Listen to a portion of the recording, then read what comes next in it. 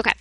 A 67-year-old male is post-operative day 2 from a total hip arthroplasty. In the report, you are told that he has been retaining urine in his bladder since surgery and required 2 straight catheterizations in the last 24 hours. Upon assessment, he vocalizes being uncomfortable and needing to urinate, but remains unable. You report these findings plus vital signs to the covering provider. What orders are likely to come from the provider?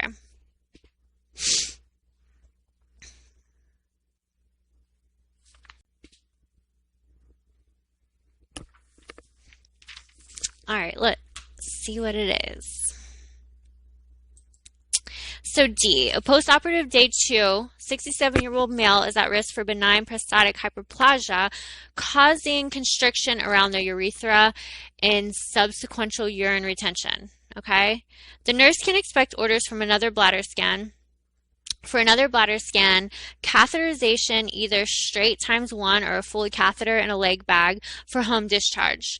And Flomax PO which is by mouth. Tamsulosin is an alpha blocker that relaxes the prostate and allows more optimal passage of urine, okay?